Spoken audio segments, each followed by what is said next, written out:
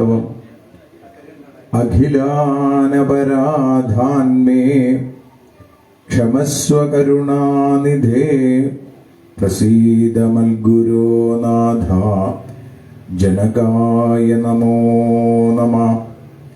അഖിലാനപരാധാന്മേ ക്ഷമസ്വ കരുണാംബുധേ പ്രസീദ മൽപ്രിയേ നാഥേ മാതൃരൂപേ നമോസ്തുതേ. സദാശിവസമാരംഭാം ശങ്കരാചാര്യമധ്യമാം അസ്മദാചാര്യപര്യന്താം വന്ദേ ഗുരുപരമ്പരാം. അനന്യത്രാണൈകപ്രവണഹൃദയേ ദേവി ദിശ മേ ധനം ധാന്യം സൗഖ്യം ഹരിചരണഭക്തിം ച വിനയം. അസൂയാമാത്സര്യാദ്യനുപമമനോരോഗശമനപ്രവീണാം വാണിം സത്പ്രകരപരമാഹ്ലാദജനനിം കഥാമയും ഭാഗവതാഭിധാനാം ഹരേ തനും തേ ചരിതൈസ്ത്വദീയൈ യഥാമതി ത്വൽപരിതോഷകാമസ്തൗമി പ്രസീദാച്യുത മാരുതേശ. കൃഷ്ണോ രക്ഷതു മാം ചരാചരഗുരു കൃഷ്ണം നമസ്യേ സദാ. കൃഷ്ണേനൈവ സുരക്ഷിതോഹമസകൃൽ കൃഷ്ണായ ദത്തം മനഃ. കൃഷ്ണാദേവ സമുദ്ഭവോ മമ വിഭോ കൃഷ്ണസ്യ ദാസോസ്മ്യഹം. കൃഷ്ണേ ഭക്തിരചഞ്ചലാസ്തു ഭഗവൻ ഹേ കൃഷ്ണ തുഭ്യം നമഃ. കൃഷ്ണൻ എന്നുട മാനസേ നിറയണം, കണ്ണീരുമാഞ്ഞിടണം. കൃഷ്ണൻ നൽകണമെന്നുമേ സുഖദമാം സമ്പത്തുമൈശ്വര്യവും. കൃഷ്ണൻ എന്നുട ഈശ്വരൻ ഗുരുവരൻ സ്നേഹിച്ചൊരാത്താതനും കൃഷ്ണൻ തന്നെ എനിക്കു വിശ്വമഖിലം. കൃഷ്ണ തൊഴുന്നേനഹം.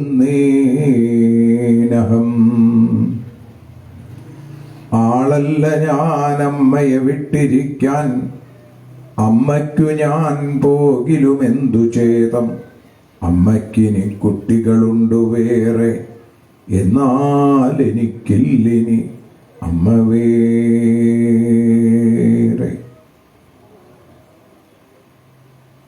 പരാശക്തിയായി ഭക്തന്മാർക്ക് അനുഗ്രഹവർഷം ചെയ്തുകൊണ്ടിരിക്കുന്ന ആ ജഗദംബികയുടെയും അതേപോലെ തന്നെ പാർത്ഥസാരഥിയായി നമ്മയൊക്കെ അനുഗ്രഹിച്ചുകൊണ്ടിരിക്കുന്ന ആ ഈശ്വര ചൈതന്യത്തിൻ്റെയും ശ്രീധർമ്മശാസ്താവായും ഗണപതിയായും പൂർണ്ണത്രയീശനായുമൊക്കെ പല പല ഭാവങ്ങളിൽ പല പല രൂപങ്ങളിൽ നമ്മളെയൊക്കെ അനുഗ്രഹിച്ചുകൊണ്ടിരിക്കുന്ന ആ സകല ചരാചരങ്ങളുടെയും സൃഷ്ടാവായ ആ ഈശ്വരീയതയുടെ മുമ്പിൽ ശിരസ് കുനിച്ചുകൊണ്ട് നമുക്ക് ഈ അക്ഷരോപാസന ആരംഭിക്കാം. ആരാധ്യനായ ക്ഷേത്രമാചാര്യൻ തന്ത്രി ഭദ്രദീപം തെളിയിച്ച് ആരംഭിച്ച ഈ ധന്യമായ അക്ഷരപൂജ, അടുത്തതായി ദീപാരാധന, അതിനുശേഷം പത്മപുരാണാന്തർഗതമായിരിക്കുന്ന ശ്രീമദ് ഭാഗവത മാഹാത്മ്യം, അതിലെ 6 അധ്യായങ്ങളിൽ ആദ്യത്തെ അധ്യായം പാരായണം ചെയ്തതിനു ശേഷം 6 അധ്യായങ്ങളെയും അനുസ്മരിച്ചുകൊണ്ട് നമുക്കിന്ന് സമർപ്പിക്കാം. ഇപ്പോൾ ദീപാരാധന. സർവത്ര ഗോവിന്ദനാമ സങ്കീർത്തനം, ഗോവിന്ദ ഗോവിന്ദ. രാധാരമണ മുകുന്ദ മുരാരേ ശരണം മേ തവ ചരണയുഗം. പവനപുരേശ രാധാ കൃഷ്ണ ശരണം മേ തവ ചരണയുഗം. ദേവി മഹേശ്വരി പാർവതി ശങ്കരി ശരണം മേ തവ ചരണയുഗം. ചോറ്റാനിക്കര വാഴും ദേവി ശരണം മേ തവ ചരണയുഗം. സാംബ സദാശിവ ശംഭോ ശങ്കര ശരണം മേ തവ ചരണയുഗം. ഹരിഹരപുത്ര ആശ്രിതമിത്ര ശരണം മേ തവ ചരണയുഗം. സദ്ഗുരുനാഥ ഗുണപരിപൂർണ ശരണം മേ തവ ചരണയുഗം. ഭക്തജനപ്രിയ ഭാഗവത പ്രിയ ശരണം മേ തവ ചരണയുഗം. രാധാരമണ മുകുന്ദ മുരാരി ശരണം മേ തവ ചരണയുഗം. ഗുരുപവനപുരേശ രാധാകൃഷ്ണ ശരണം മേ തവ ചരണയുഗം. ശരണം മേ തവ ചരണയുഗം. ശരണം മേ തവ ചരണയുഗം. സർവത്ര ഗോവിന്ദനാമ സങ്കീർത്തനം. ഗോവിന്ദ ഗോവിന്ദ. പത്മപുരാണത്തില് പറഞ്ഞിട്ടുള്ള ഭക്തിനാരദ സംവാദം എന്ന ആദ്യത്തെ അധ്യായം ഇപ്പോൾ പാരായണം ചെയ്ത് തുടങ്ങുകയാണ്. അതിനുശേഷം നമുക്ക് ആ രംഗത്തെ അനുസ്മരിച്ചുകൊണ്ട് പ്രഭാഷണ രൂപത്തിൽ ഭഗവത്പാദങ്ങളിൽ സമർപ്പിക്കാം. സർവത്ര ഗോവിന്ദനാമ സങ്കീർത്തനം. ഗോവിന്ദ ഗോവിന്ദ. ഓം നമോ ഭഗവതേ വാസുദേവായ. ഓം നമോ ഭഗവതേ വാസുദേവായ.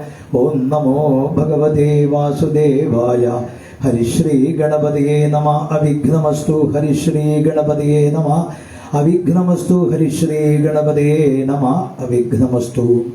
കൃഷ്ണ ഗുരുഭ്യോ നമ. ഗംഗണപതേ നമ. സംസരസ്വത്യേ നമ. വം വ്യാസായ നമ. ദം ദക്ഷിണാമൂർത്തയേ നമ. ശ്രീകൃഷ്ണായ നമ. കൃഷ്ണം നാരായണം വന്ദേ. കൃഷ്ണം വന്ദേ വ്രജപ്രിയം. കൃഷ്ണം ദ്വൈപായനം വന്ദേ. കൃഷ്ണം വന്ദേ പ്രധാസുതം. അഥ പ്രഥമോധ്യായ.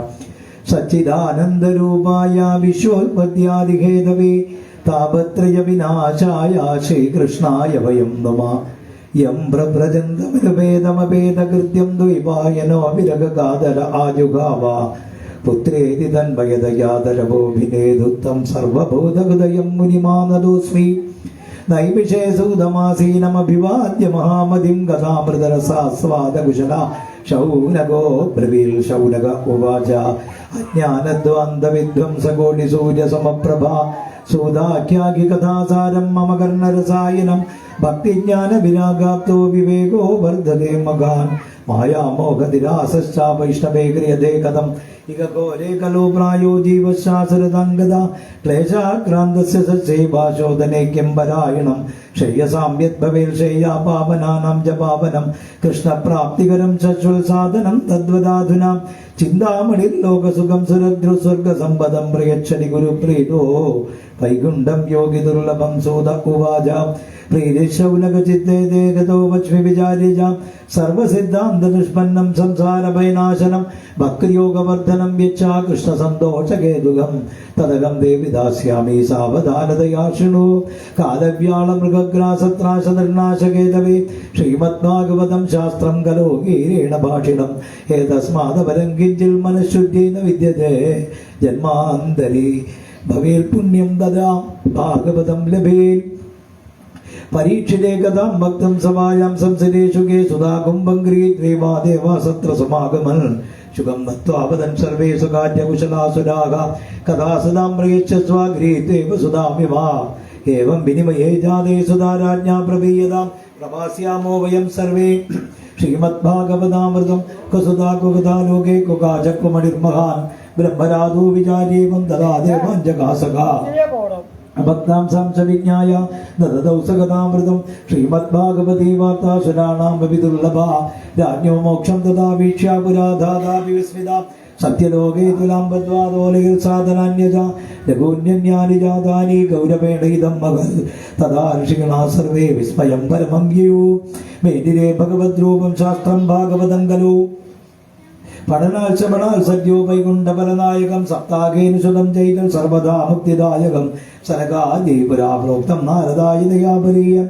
यद्यपि ब्रह्मसम्बन्धा सुरमेतत्सुदर्शिना सप्तागश्रवणविधि कुमारी सस्यभाषिणा शौनक उवाच लोकविग्रहमुक्तस्य नारदस्य शिरस्य जाविदिशवे कुतप्रीतिः संयोदकुत्रदैः सखां सूत उवाच त्रते कीर्तयिष्यामि भक्तियुक्तं गदानकं शुकेन मम यत्प्रोक्तं रेखशिष्यं विचार्यजा एकदा विशालायां चत्वारो ऋषयो मलाः सत्सङ्गार्थं समायाता दृशस्तत्र नारदं कुमार ऊजो कथं ब्रह्मन् दीनमुखा कुतश्चिन्तातिरो भवान् त्वरितगम्यते कुत्र कुतश्चागमनं तव इदानीं शून्यचित्तोऽसि गतवित्तो यथा जना तवेदं मुक्तसङ्गस्यानोचितं मदकारणं नारद उमाजाघं तु पृथिवीं जातो ज्ञातो सर्वोत्तमाविधि पुष्करं च प्रयागं जाकाशिं गोदावरीं दधा हरिक्षेत्रं कुरुक्षेत्रं श्रीरङ्गं सेनुबन्धनम् एवमादृशतीर्थेषु ब्रह्ममाणीतस्तदा नापश्यन् कुत्रैः शर्मा मनस्सन्तोषकारकं करिणा धर्मवित्रेणाधरेयं बाधिताधुना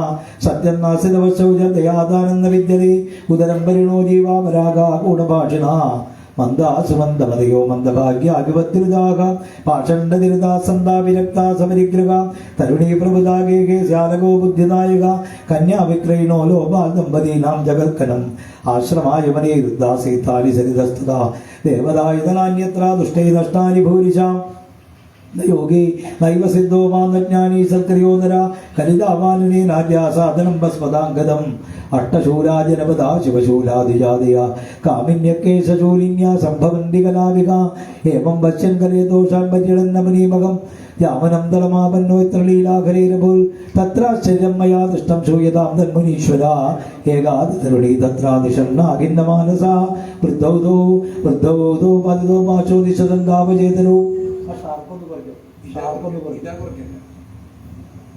वृद्धोदोपतितो पार्श्वो निशदन्दापचेतनो शुश्रूषन्ति प्रबोधन्ति रुदतीजतयो पुरा दशदिक्षुतिरीक्षन्ति रक्षिडालं निजं बभू बीज्यमानाशरस्ते बिर्बोध्यमाना मुहुर्मुहुः दृष्ट्वा दूरागतसोगं कौतुकेन तदन्तिकं मां दृष्ट्वा ज्योतिषा बाला विह्वला चाब्रवीद्वजा बालो वाचा भो साधो क्षणं दिष्टामच्चिन्तामविनाशिका दर्शनं तव लोकस्य सर्वदा घोरम्बरं बहुधा तव वाक्येन दुःखशान्तिर्भविष्यति यदा भाग्यं भवेत् भूरि भवतो दर्शनं तदा नारद उवाच कासीत्वं का विमोचे मा नायका पद्मलोचनां वददेवि सविस्तारं सत्यदुःखस्य कारणं बालो माजाघं भक्तिरिधिख्यातो इमो वेदनयो मदौ ज्ञानवैराग्यनामानो कालयोगेन जर्जरौ गङ्गाद्यासरितक्षेमा मत्स्येवार्थं समागता तदा विजनमेषया सेविदाया सुरैरवि इदानीं शृणुमद्वार्तां तजिस्तत्त्वं तबोधनां वार्तामे विददाभ्यस्तीतां श्रुत्वा सुखमावगाम् उत्पन्ना द्रविडे साकं वृद्धिं कर्णाटके गदा क्वचित् महाराष्ट्रे गुर्जरे जीर्णतां गदा तत्र घोरकलेर्योगात्वाखण्डे खण्डितां गगां दुर्बलाघं चिरं यादा पुत्राभ्यां सगमन्दतां वृन्दावनं पुनः प्राप्या नवीनेव स्वरूपिणी जातागं युवती सम्यक् प्रेष्ठरूपात् साम्प्रतम् इमौ ऋषैलापत्रासुरो मे कृष्णश्रमाल् इदं सालं परित्यज्य विदेशं गम्यते मया जरणत्वं समायातो तेन दुःखेन दुःखिता साहं तरुणी कस्मात् सुतो वृद्धा विमोबुधां त्रयाणां सगजारित्वा वैपरीत्यं कुतस्थितं खडदे जलरामादातनवो तनया विधि अदशोजामि चात्मानं विस्मयाविष्टमानसा पदयो गनिधे धीमन् कारणं जात्र किं भवेत् नारद उवाच ज्ञानेन आत्मनि पश्यामि सर्वमे दत्तवानघे न विषादस्त्वया कार्यो करिष्यन्ते करिष्यति सूत उवाच क्षणमात्रेण तज्ज्ञात्वा वाक्यमूये मुनीश्वरा नारद उवाच शृणुष्वामगिदा बाले युगोऽयं दारुणः कवि तेन लुप्तसदाचारो योगमार्गस्तवांसिजा जनागासुरायन्ते शाढ्यदुष्कर्मकारिणा इह सन्तो विषीदन्ति प्रविशन्ति ह्यसाधवा दत्ते धैर्यं दियो धीमान् शरीरपण्डितोऽथवा अस्पृश्यानबलोकेनं शेषभारगरीधरा वर्षे वर्षे क्रमाज्यादा मङ्गलं नाभिदृश्यते तत्त्वामविशदे सा गङ्गोऽपि पश्यति साम्प्रतम् उपेक्षितानुरागान्धि जर्जरत्वेन संस्थिता वृन्दावनस्य संयोगात् पुनस्त्वं तरुणी नवा धन्यं वृन्दावनं देना ഭക്തിർത്ര അത്രേമോ ഗ്രാഹകാഭവന്നജരാമകുഞ്ചരാം കിഞ്ചതാൽപസുവേനേകാ പ്രസുപ്തിം മന്യതേനയോ ഭക്തിരുവാചാഗതം പരീക്ഷിത രാജ്ഞാ സാവിലോകശ്രീക്കരി പ്രവൃത്തേതു കലോ സർവസാരകുത്രഗതോ മഹാൻ കരുണാപരേണ കരുണാഭ്യധർമ്മക്കരമീക്ഷതേ ഇമം മേ സംശയം ചിന്തി ത്വദ്വാചാ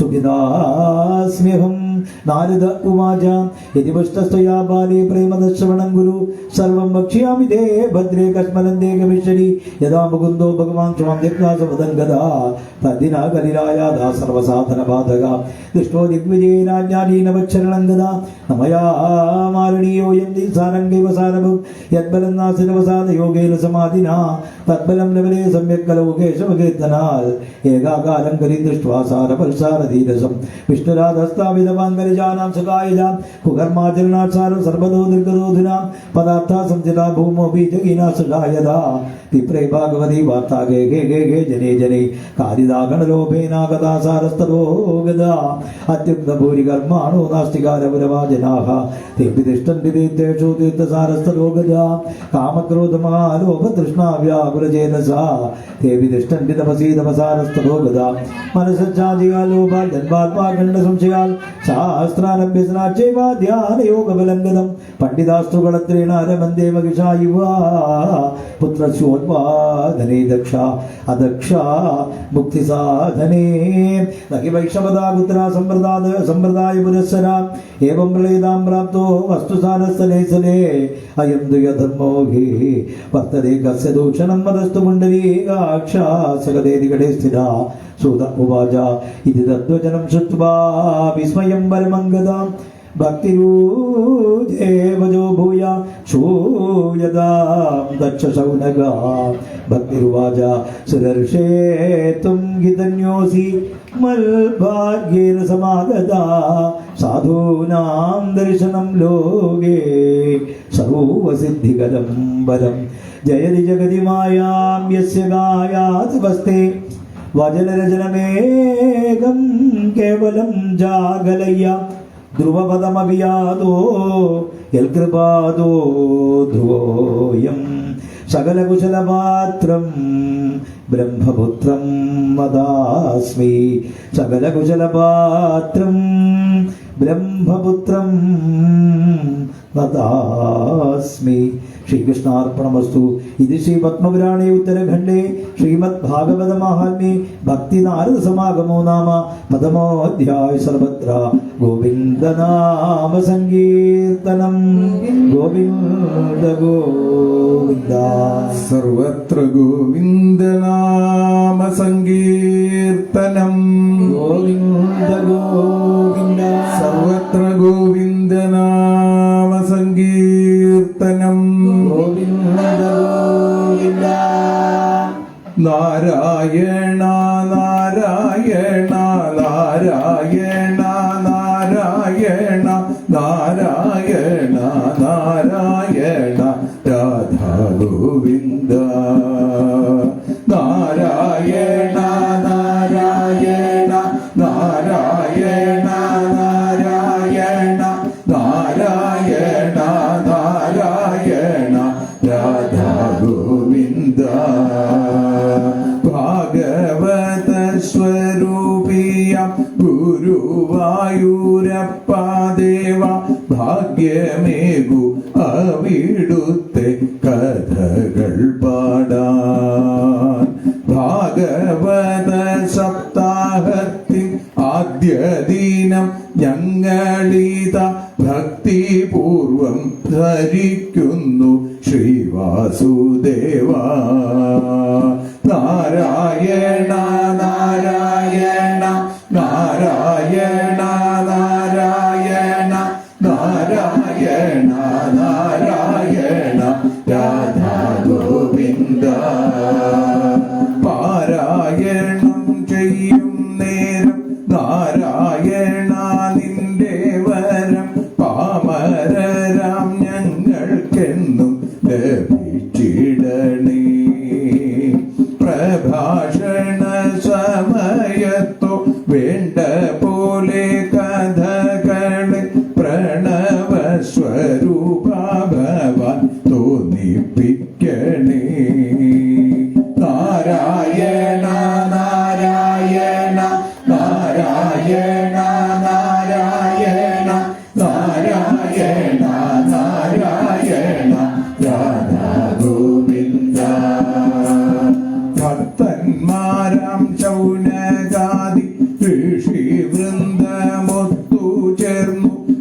ഭഗവൽ സ്മരണയോടെ നൈമിഷം തന്നിൽ ഭാഗ്യവശാല വീടേക്കു വന്നു ചേർന്നു സൂതൻ താൻ ഭാഗവത മാഹാത്മ്യത്തെ പറഞ്ഞു മെല്ലെ. നാരായണ നാരായണ നാരായണ നാരായണ നാരായണ നാരായണ രാധാ ഗോവിന്ദ. സനകാദി സപ്താഹത്തിൽ നാരദനോ ശ്രോതാവായി സാനന്ദം വന്നു ചേർന്നല്ലോ ഭക്തി ദേവിയും. ആത്മദേവപുത്രൻ ധുന്ദുകാരിയാകും പ്രേതത്തിനു ആത്മബോധം വന്നല്ലോ ഗോകർണ ഭക്തിയാ. നാരായണ നാരായണ നാരായണ നാരായണ നാരായണ നാരായണ രാധാ ഗോവിന്ദ. ശുദ്ധമാകും ഗംഗാതീരെ സനകാദി സപ്താഹത്തിൽ ശുഗനെത്തി ഭക്തിയോടെ പറഞ്ഞിടവേ. ശങ്കര പൂജിതനാകും ശ്രീഹരിയും വന്നു ചേർന്നു ശംഖധ്വനിയുയർന്നല്ലോ മോദം നിറഞ്ഞു. നാരായണ നാരായണ നാരായണ നാരായണ നാരായണ നാരായണ രാധാ ഗോവിന്ദ. ഭാഗവത മാഹാത്മ്യത്തെ പൂർണ്ണമായി പറയുവാൻ ഭഗവാനാമനന്ദനും സാധിക്കയില്ല. ഭഗവാന്റെ അക്ഷരസ്വരൂപം തന്നെ ഭാഗവതം ഭാഗവത മാഹാത്മ്യത്തെ ഏവമൂലയ്ക്കാൻ. നാരായണ നാരായണ നാരായണ നാരായണ നാരായണ നാരായണ രാധാ ഗോവിന്ദ. ഏഴു ദിനങ്ങളിലായി ഭാഗവതം സ്മരിക്കുവാൻ ഏകാക്ഷരീപതേ നീയും കനിഞ്ഞിടണേ. എപ്പോഴും നിന്നാമങ്ങളെ പാടുവാനും സ്മരിക്കാനും ഏണാംഗവംശീയാം ദേവ ഭക്തി തരണേ. നാരായണ നാരായണ നാരായണ നാരായണ നാരായണ നാരായണ രാധാ ഗോവിന്ദ. അമ്മേ ദേവി ഭഗവതി അമ്മേ ലക്ഷ്മി ഭഗവതി അമ്മേ ഭദ്രേ ഭഗവതി അമ്മേ ശരണം. അമ്മേ ദേവി ഭഗവതി അമ്മേ ലക്ഷ്മി ഭഗവതി അമ്മേ ഭദ്രേ ഭഗവതി അമ്മേ ശരണം. ദേവി ശരണം ലക്ഷ്മി ശരണം ഭദ്രേ ശരണം ഭദ്രകാളി ശരണം. സർവത്ര ഗോവിന്ദനാമ സങ്കീർത്തനം.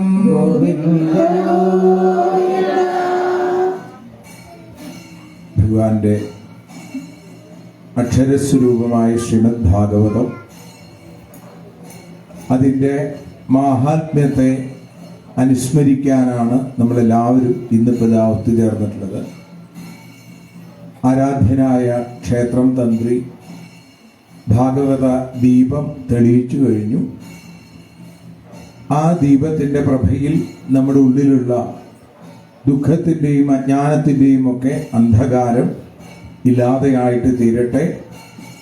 അതിന് അമ്മേ നാരായണ എന്നീ രണ്ടു ശക്തികൾ ഒരുമിച്ച് അനുഗ്രഹിച്ചുകൊണ്ടിരിക്കുന്ന ഈ ക്ഷേത്രാങ്കണം പണ്ട് നൈമിഷാരണ്യം പോലെ, അല്ലെങ്കിൽ സനകാദിയോഗീശ്വരന്മാര് സപ്താഹം നടത്തിയ ആനന്ദ തടം പോലെ, അല്ലെങ്കിൽ പരീക്ഷിത് മഹാരാജാവിന് ശ്രീശുബ്രഹ്മശ്രീ ഭാഗവതം പകർന്നു കൊടുത്ത ഗംഗാതീരം പോലെ, അതുമല്ലെങ്കിൽ മൈത്രേയ മഹർഷി വിതുരമഹാശയന് ഭാഗവതം പകർന്നു കൊടുത്ത ഹരിക്ഷേത്രം പോലെ ആയി തീരട്ടെ ഈ ക്ഷേത്രം ഊട്ടുപുരയുമെന്ന് പ്രാർത്ഥിക്കുന്നു.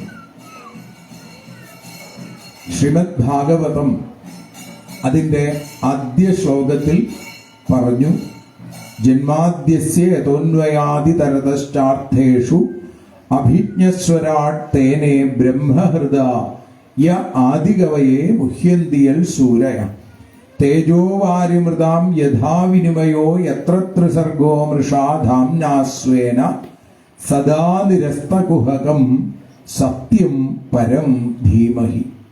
ആ പരമമായ സത്യത്തെ ധ്യാനിക്കുന്നു എന്ന് പറഞ്ഞുകൊണ്ടാണ് ഭാഗവതം ആരംഭിക്കുന്നത്. ഭാഗവതത്തിന്റെ ആദ്യത്തെ അധ്യായത്തിൽ ഈ സപ്താക്ഷരി നമുക്ക് കേൾക്കാൻ സാധിക്കും. അതേപോലെ തന്നെ ഭാഗവതം സമർപ്പിക്കുന്ന സമയത്തും ഇതേ സപ്താക്ഷരി മറ്റൊരു ശ്ലോകത്തിന്റെ ഏറ്റവും ഒടുവിലത്തെ പാദമായിട്ട് നമുക്ക് കേൾക്കാൻ സാധിക്കും. കസ്മയ്യേന വിഭാസിതോയമതുലോ ജ്ഞാനപ്രദീപ പുര തദ്രൂപേണ ച നാരദായ മുനേ കൃഷ്ണായ തദ്രൂപിണ യോഗീന്ദ്രായ തദാത്മന അധ ഭഗവദ്രാതായ കാരുണ്യതസ്തച്ഛുദ്ധം വിമലം വിശോകമൃതം സത്യം പരം ധീമഹി. അപ്പൊ ഈ സത്യം പരം ധീമഹി എന്നുള്ള സപ്താക്ഷരിയാണ് സപ്താഹത്തിന്റെ പൊരുളായി, സപ്താഹത്തിന്റെ മഹിമയായി, പൊലിമയായി, ഗരിമയായി ഒക്കെ നിലനിൽക്കുന്നത് നമുക്ക് മനസ്സിലാവും. ഒരേ ഒരു സത്യമേ ഉള്ളൂ ഈ ലോകത്ത്, അത് ഈശ്വരനാണ്. അപ്പൊ നമ്മളൊക്കെ വ്യാവഹാരികമായിട്ടുള്ള സത്യങ്ങൾ മാത്രമാണ്. നിത്യമായിരിക്കുന്നതാണ് സത്യം. നമ്മളൊന്നും നിത്യമല്ല, അനിത്യമാണ്. ഇന്നോ അല്ലെങ്കിൽ നാളെയോ ഒക്കെ ഇല്ലാതെയാകാൻ സാധ്യതയുള്ളവരാണ്. എത്ര കാലം എന്നുള്ളത് കാലസ്വരൂപിയായ ഭഗവാനാണ് തീരുമാനിക്കുന്നത്. അപ്പൊ അങ്ങനെ കേവലം വ്യാവഹാരികമായിട്ടുള്ള സത്യത്തെയല്ല ഭാഗവതം അന്വേഷിക്കുന്നത്. ആ ഭാഗവതം കേൾക്കുന്ന ആളുകൾ ആ നിത്യമായ സത്യത്തിലേക്ക് എത്തുക എന്നുള്ളതാണ് പരമമായ സത്യം. ആ സത്യമാണ് ഈശ്വരൻ. ആ ഈശ്വരനെ ഏകം സദ്വിപ്രാ ബഹുധാ വദന്തി, ഒരേ ഒരു ഈശ്വരനെ തന്നെ പല രൂപത്തിൽ വൈഷ്ണവമായും ശൈവമായും ശാക്തേയമായും ഒക്കെ പറഞ്ഞുകൊണ്ടിരിക്കുന്നു, പാടിക്കൊണ്ടിരിക്കുന്നു. ഇവിടെ ശ്രീമദ് ഭാഗവതം പുരാണമമലം യദ് വൈഷ്ണവാനാം പ്രിയം ധനം എന്നൊക്കെ പറയാറുണ്ട്. അങ്ങനെയുള്ള ശ്രീമദ് ഭാഗവതം 10 ലക്ഷണങ്ങളോട് കൂടിയതാണ്. അതുകൊണ്ടാണ് ഇത് മഹാപുരാണം എന്നറിയപ്പെടുന്നത്. സർഗം വിസർഗം സ്ഥാനം പോഷണം മൂതി മന്വന്തരം ഈശാനുഗത നിരോധം മുക്തി ആശ്രയം ദശമസ്യ വിശുദ്ധ്യർത്ഥം നവാനാമിഹ. 10ാമത്തെ ലക്ഷണത്തിലേക്ക് എത്താൻ വേണ്ടിയിട്ടാണ് മറ്റു 9 ലക്ഷണങ്ങളും പറഞ്ഞത്. ആ 9 ലക്ഷണങ്ങളുടെയും ലക്ഷ്യം 10ാമത്തെ ആ ലക്ഷണത്തിലേക്ക് എത്തുക എന്നുള്ളതാണ്. അത് ആശ്രയമാണ്. സാധാരണ രീതിയിൽ ഇതര പുരാണങ്ങളൊക്കെ മുക്തി എന്ന തലത്തിലേക്ക് എത്തിയാൽ അവിടെ കഴിയും. ഇവിടെ ഭാഗവതത്തിന്റെ ഒരു രീതി, ഭാഗവതത്തിന്റെ ഒരു സങ്കല്പം മുക്തിയും കഴിഞ്ഞ് ആശ്രയം എന്നാണ്. മുക്തിയിൽ നിന്ന് അതിനും അപ്പുറം ഏകാശ്രയമായി പാദാരവിന്ദം ഭവസിന്ധുബോധം എന്ന രീതിയിൽ ഈ ഭവസിന്ധുവിന്റെ മറുകര കടക്കാനുള്ള തോണിയായിരിക്കുന്ന ഭഗവാന്റെ പാദങ്ങളെ ആശ്രയിക്കാറാവുക. ഏകാശ്രയം ഭഗവാനാണ് എന്ന ബോധ്യത്തിലേക്ക് എത്തുക.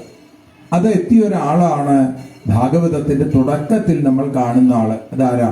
നാരദ മഹർഷിയാണ്. നാരദ മഹർഷി ഭക്തിദേവിയുടെ അടുത്ത് ഉറപ്പിച്ചു പറഞ്ഞു, ഹരി ശം തേ കരിഷ്യതി. ആ ഹരി, ആ ഭഗവാൻ ദേവിക്ക് സുഖത്തെ നൽകും. നമ്മുടെയൊക്കെ ആഗ്രഹം എന്താണ്? സുഖമുണ്ടാവണമെന്നാണ്. ഇവിടെ ഇരിക്കുന്ന ആളുകളുടെയും പുറത്ത് മറ്റു പ്രവർത്തികൾ ചെയ്യുന്ന ആളുകളുടെയും എന്ന് വേണ്ട, ലോകത്തിലുള്ള ആളുകളുടെ മുഴുവൻ ലക്ഷ്യം സുഖം വേണമെന്നാണ്. സുഖായ കർമാണി കരോതി ലോകഃ, സുഖത്തിന് വേണ്ടിയിട്ടാണ്. എന്നാൽ പലപ്പോഴും സുഖം കിട്ടണില്ല എന്ന് മാത്രമല്ല, കിട്ടുന്ന സുഖം പലപ്പോഴും വളരെ തുച്ഛമാണ്. അതേ സുഖം തന്നെ അധികം വൈകാതെ ദുഃഖമായിട്ട് തീരുകയും ചെയ്യുന്നു. അപ്പൊ നിത്യാനന്ദത്തിലേക്ക്, നിത്യമായ സുഖത്തിലേക്ക് എങ്ങനെ എത്തിച്ചേരാം, ഇതാണ് ഭാഗവതം പഠിപ്പിക്കുന്നത്. അത് നിരവധി കഥകളിലൂടെ, ഉപകഥകളിലൂടെ, ഉപാഖ്യാനങ്ങളിലൂടെ, ഉപദേശങ്ങളിലൂടെ, അതുമല്ലെങ്കിൽ സ്തുതികളിലൂടെയൊക്കെ നമുക്കത് മനസ്സിലേക്ക് കൊണ്ടുവരാൻ ശ്രമിക്കുകയാണ് ഭാഗവതകാരൻ.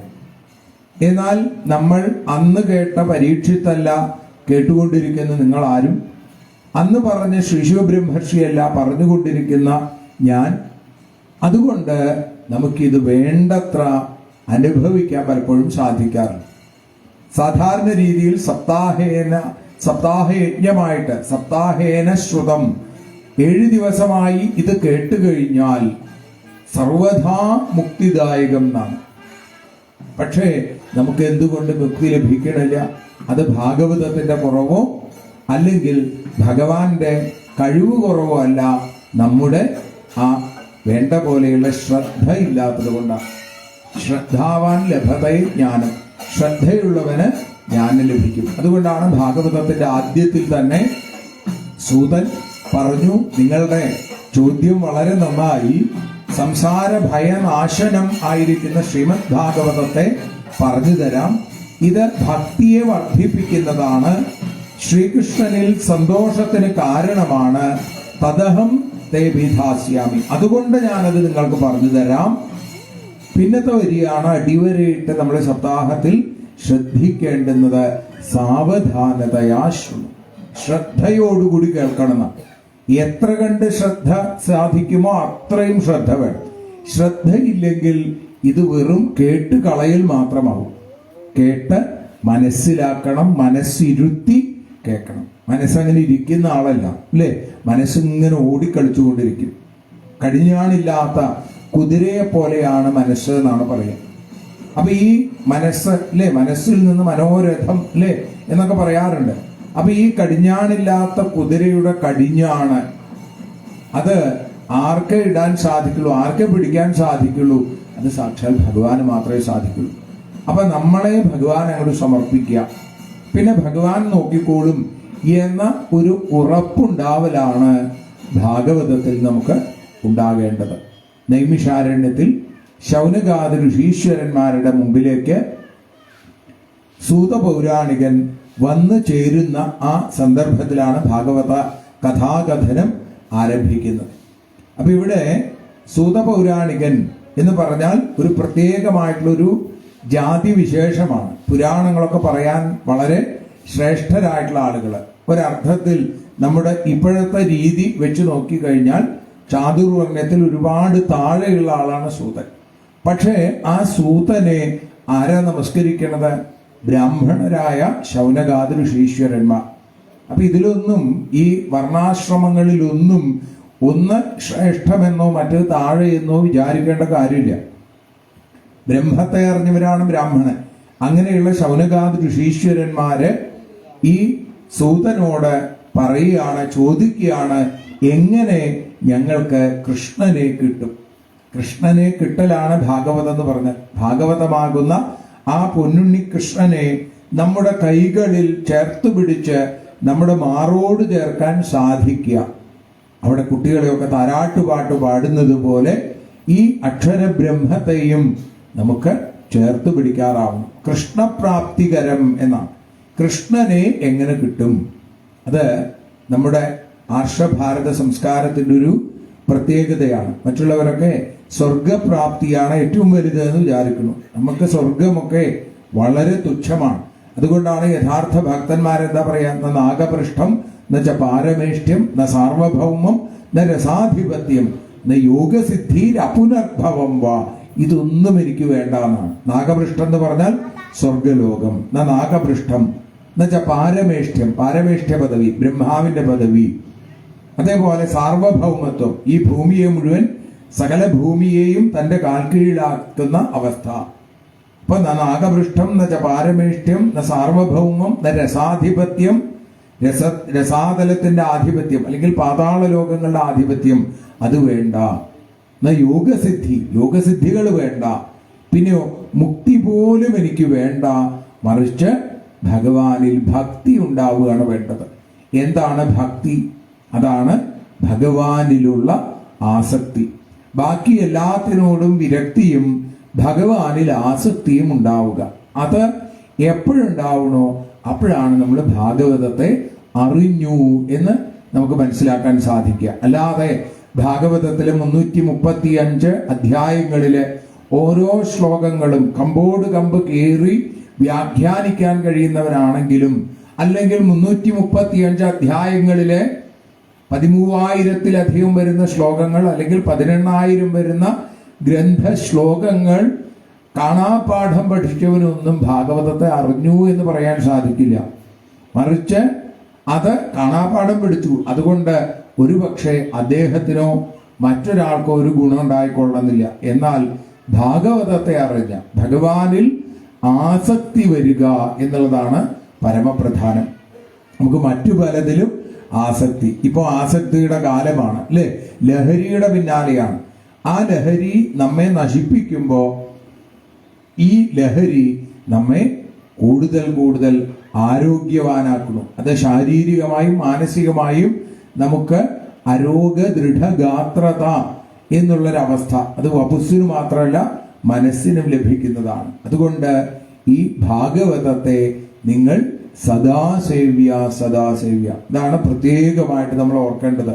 നമ്മൾ പലപ്പോഴും ചില ആ പ്രമാണങ്ങളിൽപ്പെട്ട് നമ്മൾ വിചാരിക്കും പകല് മാത്രമേ ഭാഗവതം വായിക്കാൻ പാടുള്ളൂ, രാത്രി വായിക്കാൻ പാടില്ല, രാമായണം വായിക്കണമെങ്കിൽ കർക്കിടക മാസം എത്തണം, ഇങ്ങനെയൊന്നും വിചാരിക്കണ്ട. എപ്പോഴൊക്കെ സാധിക്കുമോ അപ്പോഴൊക്കെ. വളരെ ബുദ്ധിമുട്ടാണ് കലിയുഗത്തിൽ ഇത് സാധിക്കുക എന്ന് പറഞ്ഞ് പലതരത്തിലുള്ള തടസ്സങ്ങളും വന്നു ചേരാം. പക്ഷേ ആ നിശ്ചയമായും ആ ഭഗവാനിൽ അചഞ്ചലമായ ഭക്തിയുള്ള ആൾക്ക് തീർച്ചയായും ഭഗവാന്റെ അനുഗ്രഹം ലഭിക്കുക തന്നെ ചെയ്യും. അപ്പൊ അതുകൊണ്ട് നാമസങ്കീർത്തനം ചെയ്യാൻ തോന്നുക എന്നുള്ളത് തന്നെ വലിയ ഒരു ഭക്തിയുടെ തലമാണ്. കലിയുഗത്തിൽ നാമസങ്കീർത്തനം കൊണ്ട് ഇതര യുഗങ്ങളിൽ നേടുന്ന പുണ്യം നേടാൻ സാധിക്കും, എളുപ്പമാണ്. ഒരു ദ്രവ്യത്തിന്റെ ആവശ്യമില്ല, മറ്റൊരാളുടെ സഹായം പോലും ആവശ്യമില്ല. സ്വയമേവ ഇരുന്നിങ്ങനെ ജപിക്കാം. പക്ഷേ ജപിക്കാൻ തുടങ്ങുമ്പോഴേക്കും കലി പല രൂപത്തിൽ നമ്മുടെ അടുത്തേക്ക് വരും. ചിലപ്പോൾ നമ്മുടെ കൂട്ടുകാരുടെ രൂപത്തിൽ, നമ്മുടെ വീട്ടുകാരുടെ രൂപത്തിൽ, നാട്ടുകാരന്റെ രൂപത്തിൽ ഒക്കെ ഇത് വന്ന് നമ്മളെ തടസ്സപ്പെടുത്തും. എന്നിട്ട് പറയും ഇതല്ല നല്ലത്, നമുക്ക് വേറൊരു സ്ഥലത്തേക്ക് പോവുക, സിനിമയ്ക്ക് പോവുക, അല്ലെങ്കിൽ സീരിയൽ കാണാൻ പോവുക, അതല്ലെങ്കിൽ മറ്റെന്തെങ്കിലും. ഇങ്ങനെ കലി നമ്മളെ നല്ല പോലെ കഷ്ടപ്പെടുത്തും. എന്നാൽ ഈ കലിയെ ജയിക്കാൻ ഇനി നമ്മൾ നാളെ കേൾക്കും 5 സ്ഥലങ്ങൾ ഒഴിവാക്കിയാൽ തന്നെ കലിയുഗത്തിലെ എല്ലാ ദുഃഖങ്ങളും തീരുന്ന പറയണത്. അത് ആദ്യത്തെ പറഞ്ഞു സ്ത്രീകള് പരസ്ത്രീ പരപുരുഷ ബന്ധം, ദ്യൂതം പാനം സ്ത്രീയസൂന എന്നാണ് അധർമ്മത്തിന്റെ 4 സ്ഥലങ്ങൾ. സ്ത്രീ എന്ന് പറഞ്ഞത് അവിടെ പുരുഷനാണ് പറയുന്നത് എന്നുള്ളൂ, അല്ലാതെ സ്ത്രീ മാത്രമാണ് അധർമ്മത്തിന്റെ സ്ഥലം എന്നല്ല. പരസ്ത്രീ പരപുരുഷ ബന്ധം അത്. പിന്നെ ദ്യൂതം, ചൂതുകളി, ധനം വെച്ച്, അല്ലെങ്കിൽ ഇപ്പൊ നോക്കൂ ധർമ്മപുത്രർക്ക് തന്നെ ഇത്രയും വലിയ മൂല്യച്യുതി സംഭവിക്കാൻ കാരണം എന്താ? ചൂതുകളിയാണ് അദ്ദേഹത്തിൽ കലിബാധയായിട്ട് വന്നത്. ഇങ്ങനെ ഓരോ തരത്തിൽ ദ്യൂതം പാനം, മദ്യപിച്ചിട്ട് കലി ബാധിച്ച ആളുകളെ കുറിച്ച് ഇനിയിപ്പോ നമ്മൾ പുരാണത്തിലേക്കൊന്നും പോണ്ട, ഇപ്പോഴും നമ്മൾ കണ്ടുകൊണ്ടിരിക്കുകയാണ്. കലി ബാധിച്ചവരായിട്ട് തീരുന്നു. അതേപോലെ പരസ്ത്രീ പരപുരുഷ ബന്ധം പറഞ്ഞു. പിന്നെ സൂന, ഹിംസ എവിടെയുണ്ടോ, പരമഭക്തനായ പരീക്ഷത്തിന് പോലും നായാട്ട് എന്ന ഹിംസ ചെയ്തപ്പോ അദ്ദേഹത്തിൽ കലി കയറിയപ്പോഴാണ് മഹർഷിയുടെ കഴുത്തിൽ പാമ്പിനെയൊക്കെ കൊണ്ടുപോയിട്ടത്. സാധാരണ രീതിയിൽ ചിന്തിക്കുന്ന ഒരാൾക്ക് അങ്ങനെ ചെയ്യാൻ തോന്നില്ല, പരീക്ഷത്തിനെ പോലുള്ള ഒരാൾക്ക് പ്രത്യേകിച്ചും. എന്നിട്ടും അങ്ങനെ ചെയ്തു. കാരണം എന്താ? കലി ബാധിച്ചു. കലി ബാധിക്കാതിരിക്കണം. അപ്പൊ അതിനുള്ള വഴിയാണ് നാമസങ്കീർത്തനം എന്നുള്ളത്. ഇപ്പൊ ആധുനിക മാനേജ്മെന്റ് വിദഗ്ധന്മാരൊക്കെ ദേഷ്യം വരാതിരിക്കാൻ, ഇല്ലേ, ടെൻഷൻ ഫ്രീ ആവാൻ, ടെൻഷൻ വരുമ്പോഴാണ് ദേഷ്യം വരുന്നത്. അപ്പൊ എന്ത് ചെയ്യും? അതിനൊരു പന്തൊക്കെ കൊടുക്കും. എന്നിട്ട് പറയും ദേഷ്യം വന്നു കഴിഞ്ഞാൽ അതിങ്ങനെ പിടിച്ച് ഞെക്ക്, ദേഷ്യം മുഴുവൻ അതിലേക്ക് പോട്ടെ. ഭാഗവതം തന്നിട്ടുള്ള ഒരു പന്താണ് ഈ നാമസങ്കീർത്തനം. ഇങ്ങനെ ഒരുമിച്ച് 5 കൈ വിരലും മടക്കുകയല്ല, 1 2 3 4 5 നാരായണ നാരായണ നാരായണ നാരായണ ഒന്ന് ജപിച്ചു നോക്കിക്കോളൂ. ഇന്ന് മുതൽ ദേഷ്യം വരുന്ന സമയത്ത് ഒരു 16 നാമം ജപിക്കുക, ഒട്ടന്നെ ദേഷ്യം പോയിക്കോളും. യാതൊരു സംശയമില്ല, ഉറപ്പാണ്. അപ്പോ കലിയുഗം നാമസങ്കീർത്തനത്തിന്റെ യുഗമാണ്. അതിൽ തന്നെ സപ്താഹേന ശ്രുതം ചെയ്തൽ സർവഥാ മുക്തിദായകം. സൂതൻ പറയുക, സൂതൻ ശൗനകാദി ഋഷീശ്വരന്മാർ ചോദിച്ചു, എങ്ങനെയാണ് ഞങ്ങൾക്ക് ഈ കലിബാധയിൽ നിന്ന് രക്ഷപ്പെടാൻ സാധിക്കുക എന്ന് ചോദിച്ചപ്പോ അതിനുള്ള വഴിയായിട്ടാണ് ശ്രീമദ് ഭാഗവതം ശാസ്ത്രം കലൗകീരേണ ഭാഷിതം എന്ന് പറഞ്ഞു. ശാസ്ത്രമാണ് ശ്രീമദ് ഭാഗവതം. എന്താ ശാസ്ത്രം എന്ന് പറഞ്ഞാൽ? നിത്യസത്യം എന്നാണ്.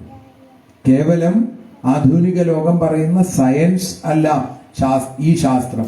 ഇത് നിത്യസത്യമാണ്. എന്നും അന്നും ഇന്നും എന്നും സത്യമാണ്. മറ്റു പല ശാസ്ത്രങ്ങളും എന്താ? ഇന്നലെ സത്യമായിരുന്നു, ഇന്ന് ചിലപ്പോൾ മാറും, അല്ലെങ്കിൽ നാളെ ചിലപ്പോൾ മാറിയേക്കാം. നമ്മളൊക്കെ കേട്ടിട്ടില്ലേ, ഇന്നത് കഴിച്ചാൽ പനി മാറും എന്നൊക്കെ പറഞ്ഞ് നമ്മൾ കുറേ മരുന്ന് കഴിച്ചു. അത് കഴിഞ്ഞ് കുറച്ച് ദിവസം കഴിഞ്ഞപ്പോൾ പറയണു, അയ്യോ അത് കഴിക്കാൻ പാടില്ല.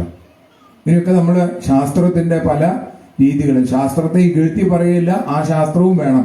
പക്ഷെ ശ്രീമദ് ഭാഗവതം അതാണ് യഥാർത്ഥമായ ശാസ്ത്രം. മനഃശുദ്ധിക്ക് ഇതുപോലെ വേറെ ഒന്നുമില്ല. മനസ്സ് ശുദ്ധമാവലാണ് ഇതിന്റെയൊക്കെ ആത്യന്തികമായിട്ടുള്ള ലക്ഷ്യം.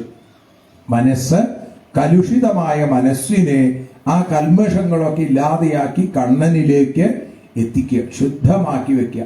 മനസ്സ് കണ്ണാടി പോലെ ഇരുന്നാലേ ആ കണ്ണൻ ആടുന്നത് കണ്ണാടിയിൽ നമുക്ക് കാണാൻ സാധിക്കുള്ളൂ. അതുകൊണ്ട് മനസ്സ് എപ്പോഴും ശുദ്ധമായിരിക്കണം. ഭക്തി കൊണ്ട് തേച്ചു മിനുക്കി വെച്ചുകൊണ്ടിരിക്കണം. പരീക്ഷത്തിന് ഈ കഥാമൃതത്തെ കൊടുക്കാൻ പുറപ്പെട്ടപ്പോ സൂതൻ പറയുകയാണ്, എനിക്ക് അന്ന് ശ്രീശുക മുഖാരവിന്ദത്തിൽ നിന്നും ഭാഗവതം കേൾക്കാനുള്ള ഭാഗ്യമുണ്ടായി.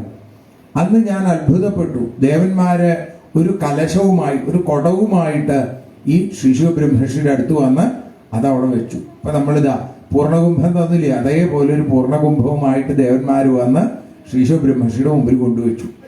എന്നിട്ട് പറഞ്ഞു, ശുകം നത്വാവദൻ.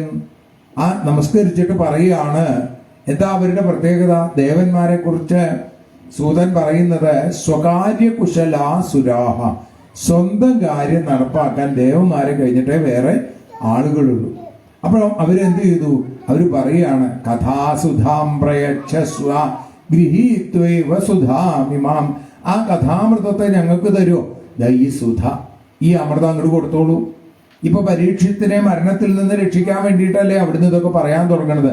അതുകൊണ്ട് ഞങ്ങളുടെ കയ്യിലൊരു സുധയുണ്ട്, ഇത് അങ്ങോട്ട് എടുത്തിട്ട് ആ കഥാസുധയെ, കഥാമൃതത്തെ ഞങ്ങൾക്ക് തരൂ എന്ന് പറഞ്ഞപ്പോ ശിശു ബ്രഹ്മർഷി എന്താ പറഞ്ഞത്? ക്വ സുധ ക്വ കഥാലോകേ ക്വ കാച ക്വ മണിർമഹാൻ. എന്താ വ്യത്യാസം? നിങ്ങളുടെ കയ്യിലുള്ള സുധ വെറും മണ്ണാങ്കട്ട, ഈ കഥാസുധയോ ഇത് ഏറ്റവും അമൂല്യമായ രത്നം പോലെയാണ്. അതുകൊണ്ട് നിങ്ങൾക്കിത് തരാൻ സാധിക്കില്ല. അഭക്താംസ്താംശ്ച വിജ്ഞായ ന ദദൗ സ കഥാമൃതം. അഭക്തന്മാരായിട്ടുള്ള ആളുകൾക്ക് ഇത് തരാൻ പറ്റില്ല. അപ്പൊ ഒന്നുകൂടി ഉറപ്പായി, ശ്രീമദ് ഭാഗവതി വാർത്ത സുരാണാമപി ദുർലഭം. ദേവന്മാർക്ക് പോലും ദുർലഭമാണ് ഈ ഭാഗവതം. നമ്മൾ വിചാരിക്കുന്നത് നമുക്കിത് നമ്മുടെ കഴിവുകൊണ്ട് കിട്ടുന്നു എന്നാണ്. നമ്മുടെ കഴിവിന് യാതൊരു പ്രസക്തിയില്ല. ഭഗവാന്റെ കനിവുണ്ടെങ്കിൽ മാത്രമേ സാധിക്കുള്ളൂ. ഒന്നുമെൻ നൈപുണ്യമല്ല കണ്ണ, എല്ലാം നിൻ കാരുണ്യമൊന്ന് മാത്രം. ഭഗവാന്റെ കാരുണ്യം ഉണ്ടെങ്കിലേ ഇത് കിട്ടുള്ളൂ. കാരുണ്യമുണ്ടെങ്കിൽ കിട്ടുകയും ചെയ്യും. അപ്പൊ ഇവിടെ പറഞ്ഞു, പണ്ടൊരിക്കൽ സത്യലോകത്ത് വെച്ച് മറ്റു പുരാണങ്ങളെയൊക്കെ ഒരു തട്ടിലും ശ്രീമദ് ഭാഗവതത്തെ മറ്റൊരു തട്ടിലും വെച്ച് തൂക്കി നോക്കി. അപ്പോഴോ ശ്രീമദ് ഭാഗവതത്തിന്റെ തട്ട് താത് തന്നെയിരുന്നു. ഇപ്പൊ തഥാ ഋഷിഗണാ സർവേ വിസ്മയം പരമം യയു. അവർക്കൊക്കെ വലിയ അത്ഭുതമായി. അത്രയും ശ്രേഷ്ഠമായിട്ടുള്ളതാണ് ശ്രീമദ് ഭാഗവതം. ഈ സപ്താഹം രൂപത്തിലാണ് നമ്മളിപ്പോൾ ഇത് അനുസ്മരിച്ചുകൊണ്ടിരിക്കുന്നത്. ഈ സപ്താഹ ശ്രവണ വിധി ആരാണ് ആദ്യം ലോകത്തിന് പകർന്നത്? സനകാദി യോഗീശ്വരന്മാരാണ്. അതിൽ തന്നെ സനൽകുമാരനാണ് സപ്താഹം ഇന്ന പോലെ വേണം. നമ്മൾ കാലത്ത് 6:30 സഹസ്രനാമ ജപത്തോടുകൂടി ആരംഭിച്ചു, കീർത്തനങ്ങൾ ചൊല്ലി അല്ലേ, അതേപോലെ ഗ്രന്ഥ നമസ്കാരം ചെയ്തു, അത് കഴിഞ്ഞ് ഭാഗവത പാരായണം ആരംഭിച്ചു. പണ്ടൊക്കെ പാരായണം മാത്രമായിരുന്നു. പാരായണത്തിലൂടെ തന്നെ ആ നാരായണനെ അറിയാൻ ആളുകൾക്ക് സാധിച്ചിരുന്നു. പിന്നെന്തായി? പിന്നെ നമുക്ക് അത്രയ്ക്കും ബുദ്ധിയും ശക്തിയും കുറവായി തുടങ്ങി. കലിയുഗത്തിൽ അതിങ്ങനെ കുറഞ്ഞു വരുന്നു എന്നാണ്. അപ്പൊ എന്തായി? അപ്പൊ നമ്മളതിനെ പ്രഭാഷണ രൂപത്തിലൊക്കെ അവതരിപ്പിച്ചു. അങ്ങനെ ഭാഗവതം മാത്രം പറയുമ്പോൾ പ്രഭാഷണ രൂപത്തിൽ കേൾക്കുമ്പോൾ ആളുകൾക്ക് ഒരു രസമില്ല. കാരണം എന്താ? നമ്മുടെ ബുദ്ധി കുറവുകൊണ്ടാണ്. ഇതിൽ രസം ഉണ്ടാവണമെങ്കിൽ അതിനെ അനുഭവിച്ച് ശീലമുള്ള ആളുകൾക്കേ രസം അറിയുള്ളൂ അല്ലേ? സാധാരണ രീതിയിൽ ഈ മാധവ ലീലയാം മോഹന നിസ്വനം മാധുര്യമേറുന്ന മദ്യമാകാം എന്നാണ്. 4-5 തുള്ളിയെ ഞാൻ ആസ്വദിച്ചുള്ളൂ, കാലടി മണ്ണിൽ ഉറയ്ക്കാതായി എന്നാണ്. ആ ഒരു രീതിയിലേക്ക് എത്തണം. ഭാഗവതം കേൾക്കുമ്പോൾ കണ്ണിങ്ങനെ അടച്ചു കഴിഞ്ഞാൽ അകക്കണ്ണിനകത്ത് ആ ഭാഗവത സൂര്യൻ മിന്നി തിളങ്ങുന്നത് അനുഭവവേദ്യമാണ്. ഇതെങ്ങനെ സാധിക്കുള്ളൂ? അതാണ് ആദ്യം പറഞ്ഞത്, സാവധാനതയാശ്രണു. മറ്റെല്ലാം ഉപേക്ഷിച്ച് പരമാവധി ഇതിലേക്ക് ശ്രദ്ധ ചേർത്ത് വയ്ക്കുക. ഇനി നമ്മൾ ഏകാദശ സ്കന്ധത്തിൽ ഭഗവത് ഉദ്ധവ സംവാദത്തിൽ നമ്മളൊരു ദത്താത്രേയ ഗീത കേൾക്കും. അതില് ഒരു ആയുധം ഉണ്ടാക്കുന്ന ആള്, അല്ലെങ്കിൽ ഒരു നമ്മുടെ പുതിയ ഇപ്പോഴത്തെ രീതിയിൽ കരുവാൻ എന്നൊക്കെ പറയും, അയാൾ ആയുധം ഉണ്ടാക്കിക്കൊണ്ടിരിക്കുമ്പോൾ അതിലൂടെ രാജാവിന്റെ ഒരു ഘോഷയാത്ര കടന്നുപോയി. കുറച്ച് കഴിഞ്ഞിട്ട് ഒരാൾ വന്നിട്ട് ചോദിച്ചു, ഇതിലെ ഘോഷയാത്ര പോണത് കണ്ടുവോ എന്ന് ചോദിച്ചു. അയാൾ പറഞ്ഞു, ഞാൻ അറിഞ്ഞില്ല എന്ന് പറഞ്ഞു. രാജാവിന്റെ ഘോഷയാത്ര എന്ന് പറഞ്ഞ എന്തൊരു ബഹളവും കാര്യങ്ങളൊക്കെ ആവും, വലിയ വാദ്യമേളങ്ങളൊക്കെ ഉണ്ടാവും. എന്നിട്ടും അദ്ദേഹം അറിഞ്ഞില്ല എന്ന് പറഞ്ഞു. അതെന്തുകൊണ്ടാ? ശ്രദ്ധ അതിൽ മാത്രമാണ്. നമുക്ക് ശ്രദ്ധ അങ്ങനെയല്ല, മറ്റു പലതിലും ശ്രദ്ധയാണ്. അങ്ങോട്ട് നോക്കും, ഇങ്ങോട്ട് നോക്കും, ചെവി നമ്മളെ പലതും കേൾപ്പിക്കും, കണ്ണുകൊണ്ട് കാണും ഇല്ലേ? ഇനി അതല്ല, എന്തെങ്കിലും ഗന്ധം മൂക്കിലേക്ക് വന്നാൽ നമുക്ക് സംശയമായി, എന്താണാവോ?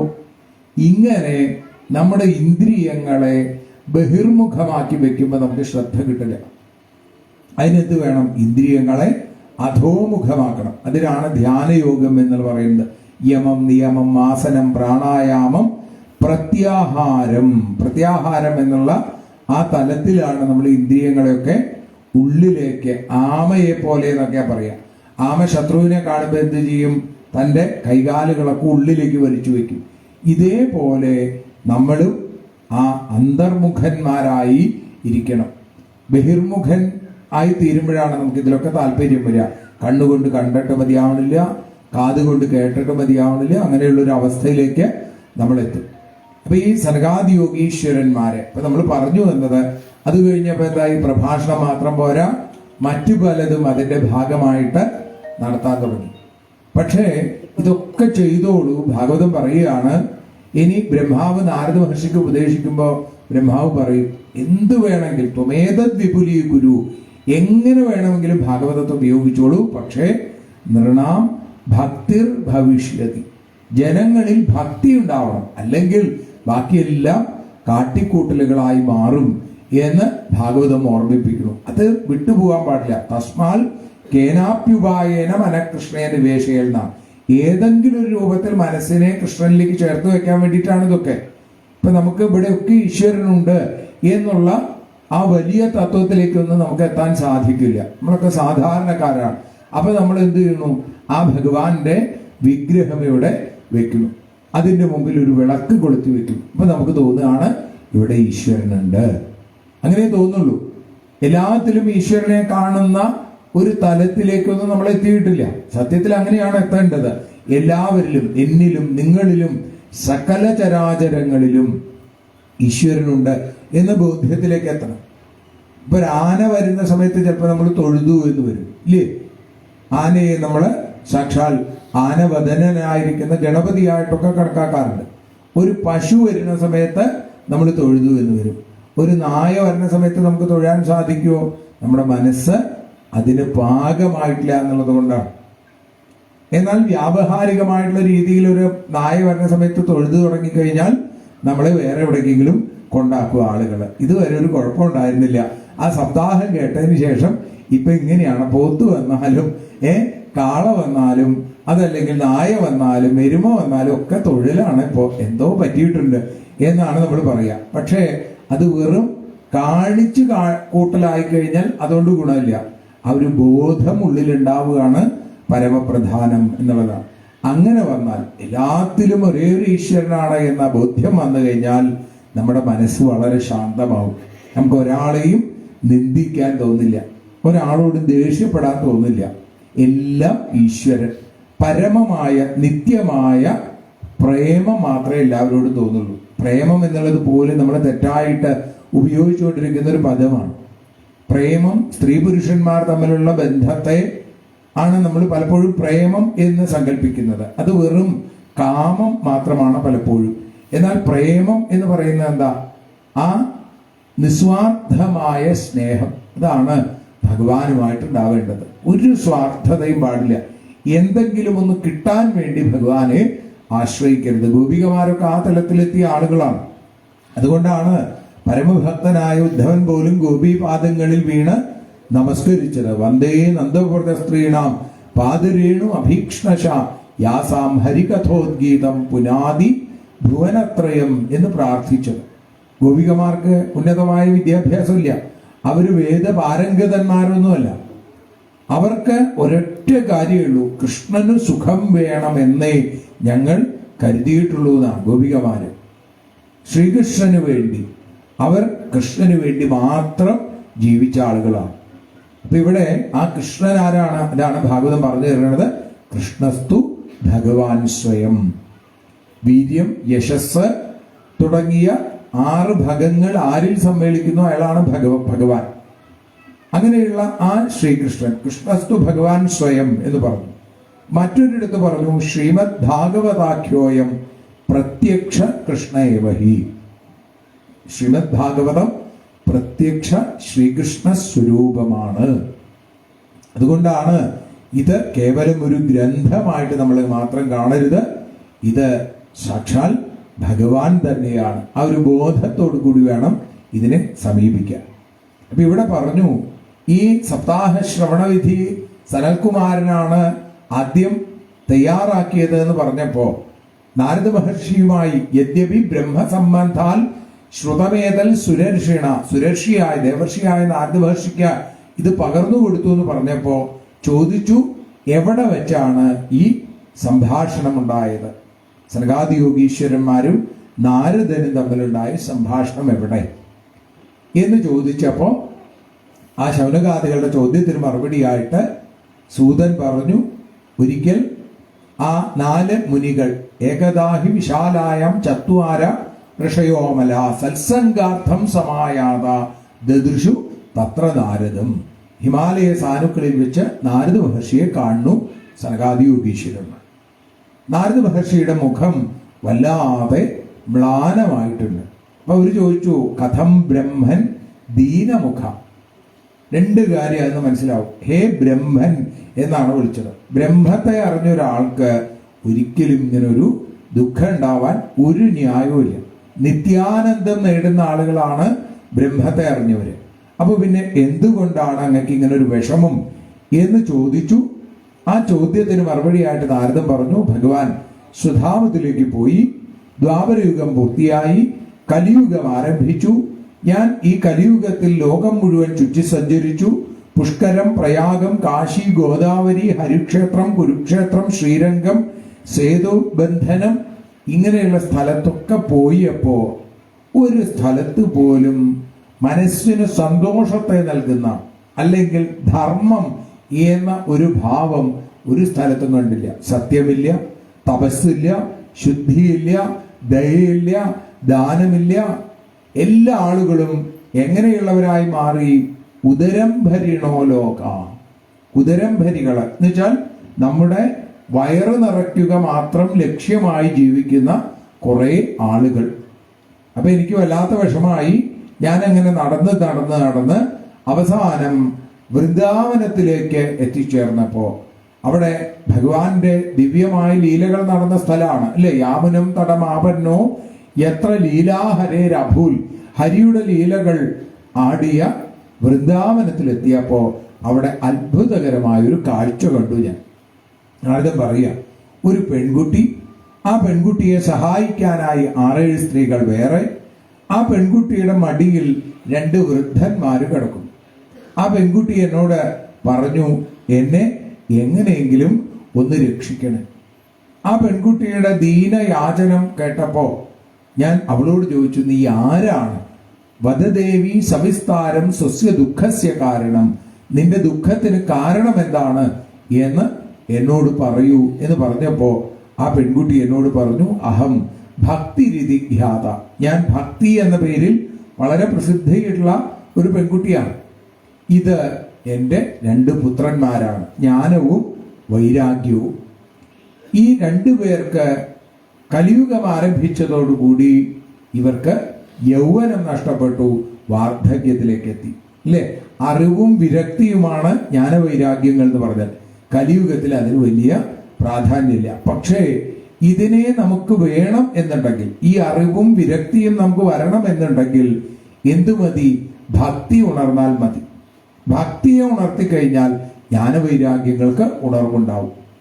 അത് വിചാരിച്ച് ഞാൻ ആ പെൺകുട്ടിയെ സമാധാനിപ്പിച്ചു. അപ്പോഴാണ് നാരദ മഹർഷി പറയുന്നത്, അഥ ശോചാമി ജാത്മാനം വിസ്മയാവിഷ്ടമാനസ വദയോഗനിധേ ധീമൻ കാരണം ചാത്ര കിം ഭവേൽ എന്ന് ആ പെൺകുട്ടി പറഞ്ഞപ്പോ നാരദൻ പറയാ, ഞാൻ പറഞ്ഞു, ന വിഷാദസ്ത്വയാ കാര്യോ ഹരി ശംതേ കരിഷ്യതി, വിഷമിക്കേ വേണ്ട, ആ ഭഗവാൻ ഹരി ദേവിയുടെ എല്ലാ ദുഃഖങ്ങളെയും തീർക്കുന്നതാണ് എന്ന് ഞാൻ ആ പെൺകുട്ടിയോട് പറഞ്ഞു. അത് പറയാനുള്ളൊരു ആർജവം ഉണ്ടാവലാണ് നമുക്ക് ഭാഗവതത്തിൽ നിന്നും നേടിയെടുക്കേണ്ടത്. അപ്പൊ ഭാഗവതം നമുക്ക് ഒരു ഉറപ്പ് തരികയാണ്, ഭഗവാൻ നമ്മളെ രക്ഷിക്കും. ആ ഒരു ബോധ്യം ഉണ്ടാവല് അത് പരമപ്രധാനമാണ്. ഞാൻ ആ പെൺകുട്ടിയോട് പറഞ്ഞു. എന്നിട്ട് ആ പെൺകുട്ടി തൻ്റെ മക്കളെ എൻ്റെ അടുത്തേക്ക് നിർത്തിയപ്പോ ഞാൻ അവരുടെ ചെവിയിൽ വേദവും വേദാന്തവും ഒക്കെ വേണ്ട പോലെ കേൾപ്പിച്ചു. തന്നെയുമല്ല, ഗീതാപാഠം ചൊല്ലി കേട്ടു എന്നാൽ ബോധമുണ്ടായിടും വൃക്ഷങ്ങൾക്ക് എന്നാണ്. വൃക്ഷങ്ങൾക്ക് പോലും ബോധമുണ്ടാവുന്നതാണ് ഗീത, ഭഗവാന്റെ ആ പാർത്ഥസാരഥിയുടെ വിശിഷ്ടമായ ഉപദേശം. അത് കേട്ടു കഴിഞ്ഞപ്പോ ചെറിയൊരു മാറ്റമുണ്ടായി. അവര് കണ്ണൊന്ന് തുറന്നു, ഒന്ന് കോട്ടുവായിട്ടു, വീണ്ടും കിടന്നുറങ്ങി. ഞാൻ എന്തു ചെയ്യണം എന്നറിയാതെ ഇരിക്കുന്ന സമയത്ത് അവിടെ ഒരു വ്യോമവാണി, ഒരു ആകാശവാണി ഉണ്ടായി. മഹർഷേ, അങ്ങ് വിഷമിക്കേണ്ട, അങ്ങയുടെ ഈ ആഗ്രഹം അത് സഫലമാവുക തന്നെ ചെയ്യും. അങ്ങ് ചില സജ്ജനങ്ങളുമായിട്ടുള്ള സംസർഗം ഉണ്ടാവും, അതിലൂടെ അങ്ങക്ക് ഇത് സാധിതമാവും എന്ന് ഞാൻ പറഞ്ഞു. ഞാൻ ഏതായാലും ആ പെൺകുട്ടിയോട് പറഞ്ഞു, വൃഥാ ഖേദയസേ ബാലേ അഹോ ചിന്താതുരാകഥം ശ്രീകൃഷ്ണ ചരണാംഭോജം സ്മര ദുഃഖം ഗമിഷ്യതി. ഭാഗവതം നമുക്ക് നൽകുന്ന പ്രധാനപ്പെട്ട ഉപദേശങ്ങളിൽ ഒന്നാണ് ശ്രീകൃഷ്ണ ചരണാംഭോജം സ്മര. ശ്രീകൃഷ്ണന്റെ പാദാരവിന്ദങ്ങളെ സ്മരിച്ചോളൂ, ദുഃഖമില്ലാതെയാവും. ദുഃഖമില്ലാതെയാവും എന്ന് പറഞ്ഞാൽ നാം ഇന്ന് കാണുന്ന പല ദുഃഖങ്ങളെയും നമുക്ക് അവഗണിക്കാൻ സാധിക്കും. ചില കാര്യങ്ങൾ നമുക്ക് വല്ലാത്ത ദുഃഖം ഉണ്ടാക്കാറുണ്ടെങ്കിലും ഭഗവത് ഭജനം ശീലമാക്കുന്ന ഭക്തന് അത് പതിയെ പതിയെ അതൊന്നുമല്ല ദുഃഖം എന്ന് തോന്നലുണ്ടാവും. നമുക്ക് പല കാര്യത്തിലും ദുഃഖമുണ്ട്. അപ്പൊ ദുഃഖമില്ലാതെയാവാൻ ഭഗവാന്റെ പാദാരവിന്ദങ്ങളെ ആശ്രയിക്കുക. ഭക്തി ദേവിയോട് ഞാൻ പറഞ്ഞു, ഭഗവാൻ ഏറ്റവും ഇഷ്ടപ്പെടുന്നത്, ഇവിടെ ഒരു ഉപമ പറയാണ്, ഭഗവാന്റെ പ്രാണൻ എന്ന് പറയാൻ പറ്റില്ല, എങ്കിലും പറയാണ് ഭഗവാന് സ്വന്തം പ്രാണനേക്കാൾ ഇഷ്ടം എന്തിനോടാണ്? ഭക്തിയോടാണ്. ഭക്തി ദേവിയോട് പറഞ്ഞു. അതുകൊണ്ട് കലൗതു കേവലാ ഭക്തി ബ്രഹ്മസായുജ്യകാരിണി. കലിയുഗത്തിൽ ഭക്തിയാണ് നമ്മളെ സായുജ്യത്തിലേക്ക് എത്തിക്കുന്നത്. ഞാൻ ആ ആകാശവാണി കേട്ട് ഇങ്ങനെ അന്വേഷിച്ചു വരുമ്പോഴാണ് സത്യത്തിൽ നിങ്ങളെ കണ്ടത്. ഞാൻ എന്താണ് ചെയ്യേണ്ടത്, ആ ജ്ഞാനവൈരാഗ്യങ്ങൾക്ക് ഉണർവുണ്ടാവാൻ ഞാൻ എന്ത് ചെയ്യണം എന്ന് പറഞ്ഞു തരൂ എന്ന് പറഞ്ഞപ്പോ സനകാദി യോഗീശ്വരന്മാർ പറഞ്ഞു, മാ ചിന്താം കുരു ദേവഋഷേ ഹർഷം ചിത്തേ സമാവഹ. ഉള്ളിൽ സന്തോഷമുണ്ടാവട്ടെ, അങ്ങനെ വിഷമിച്ചിരിക്കേണ്ട.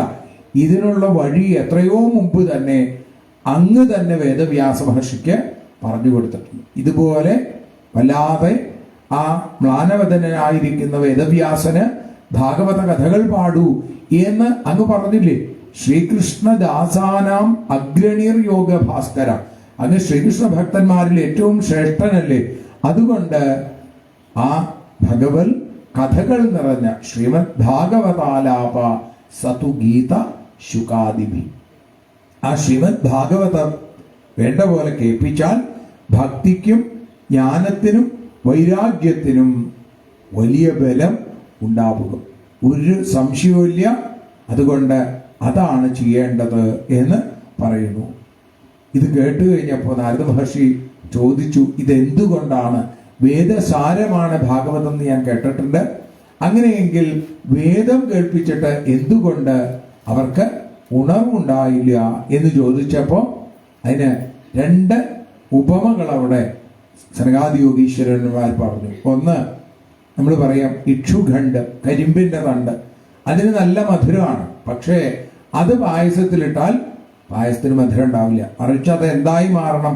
പഞ്ചസാരയോ ശർക്കരയോ ആയി മാറണം. അതല്ലെങ്കിൽ പാലിൽ നിന്നാണ് തൈരുണ്ടാവുന്നത്, തൈരിൽ നിന്നാണ് വെണ്ണ ഉണ്ടാവുന്നത്, വെണ്ണ ഉരുക്കിയിട്ടാണ് നെയ്യ് ഉണ്ടാവുന്നത്. പക്ഷേ പാലൊഴിച്ചാൽ നമുക്കൊരു വിളക്ക് കൊളുത്താനായിട്ട് സാധിക്കില്ല. അതെന്തായി മാറണം? അത് നെയ്യായി മാറണം. ഇതേപോലെ വേദത്തിന്റെ സാരം ആണ് ശ്രീമദ് ഭാഗവതം. അത് ആദ്യം മനസ്സിലാക്കൂ. അതിനെ ആറ്റിക്കുറുക്കിയെടുത്തതാണ്. അപ്പൊ അത് ആമൂലാഗ്രം അത് ആനന്ദത്തെ നൽകുന്നതാണ്. ശ്രീമദ് ഭാഗവതം എന്താണ്? ശ്രാവ്യമാണ്. ഭാഗവതം കേൾക്കണം, രാമായണം ചൊല്ലണം, ഗീത പഠിക്കണം. ഇങ്ങനെയൊക്കെയാണ് ഓരോന്നിനും പ്രത്യേകമായിട്ട് പറഞ്ഞിട്ടുണ്ട്. ഭാഗവതം എത്ര കണ്ട് ഭക്തിയോടുകൂടി കേൾക്കാൻ സാധിക്കുമോ അങ്ങനെ കേട്ടുകൊണ്ടിരിക്കുക. ശ്രാവ്യം ആണ്. പക്ഷേ നമുക്കിപ്പോ ഈ കേൾവി അതിന്റെ ശക്തി കുറഞ്ഞു കുറഞ്ഞു വരിക. നമ്മളിപ്പോ കാഴ്ചയുടെ പുറകെയാണ് പലപ്പോഴും, അല്ലേ? പണ്ടൊക്കെ നമ്മൾ കേൾവിയായിരുന്നു, റേഡിയോ ഒക്കെ ഉണ്ടായിരുന്ന കാലത്ത് ഇങ്ങനെ കേട്ടുകൊണ്ടിരുന്നിരുന്നു. അതുകൊണ്ട് എന്തുണ്ടായി? അതുകൊണ്ട് നമുക്കത് എപ്പോഴും ഓർമ്മയിൽ നിന്നിരുന്നു. കാഴ്ചയ്ക്ക് അത്ര അധിക സമയം ഓർമ്മയിൽ നമുക്ക് കൊണ്ടുവരാൻ സാധിക്കില്ല. അപ്പോ ഭാഗവതം കേട്ടുകൊണ്ടേയിരിക്കുക.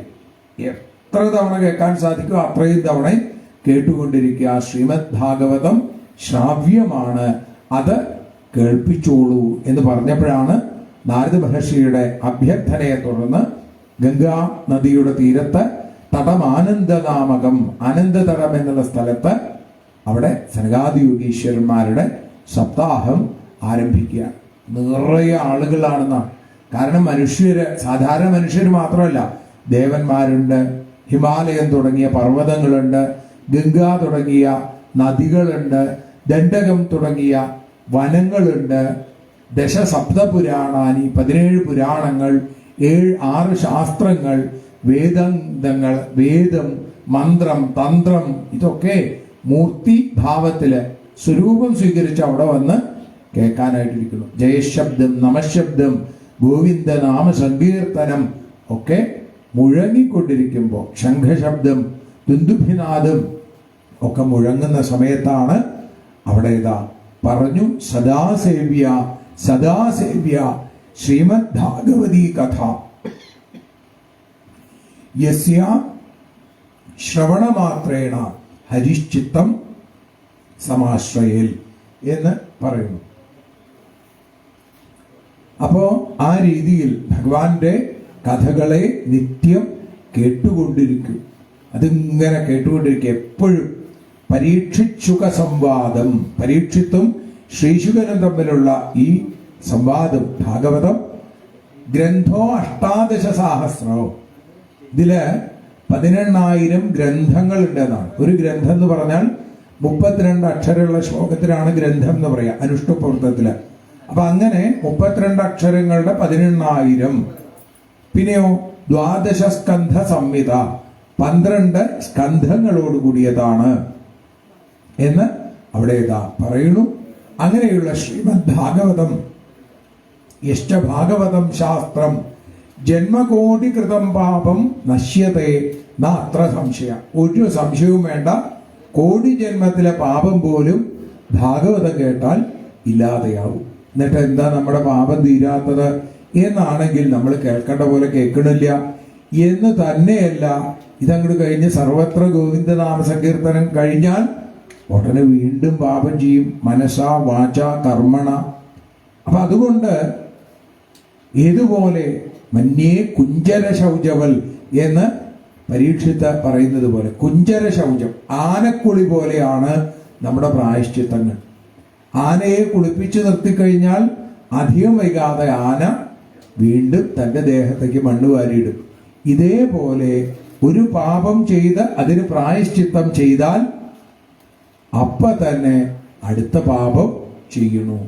അതുകൊണ്ട് ഈ ഭാഗവതത്തെ സ്വീകരിക്കൂ. ശ്ലോകാർത്ഥം ശ്ലോകപാദം വാ പഠേൽ ഭാഗവതം ചെയ്യാം. ഇനി ഒരു ശ്ലോകം അല്ലെങ്കിൽ അതിന്റെ പകുതി അത്രയെങ്കിലും ഒരു ദിവസം സ്മരിക്കാൻ സാധിച്ചാൽ, പക്ഷേ നമ്മൾ ആലോചിച്ചു നോക്കൂ, പലപ്പോഴും നമുക്ക് സാധിക്കാറില്ല എന്നുള്ളതാണ് പരമമായ സത്യം, അല്ലെ? പലപ്പോഴും സാധിക്കില്ല. കാരണം എന്താ? മറ്റ് പല തിരക്കിൽ പെട്ടുപോയി. തിരക്കാണ് എന്നാണ് പറയുന്നത്. പക്ഷേ എത്രയോ ആളുകൾ നമ്മൾ തിരക്ക് ഏതിന് പ്രാധാന്യം കൊടുക്കണം എന്നനുസരിച്ചിരിക്കും.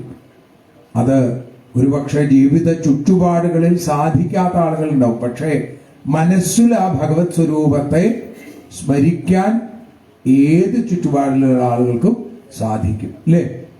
പക്ഷേ ആ മനസ്സിരുത്താറാവണം. അതിന് ഈ ഭാഗവതം കേട്ടോളൂ എന്നിങ്ങനെ പറഞ്ഞു കൊടുത്തു.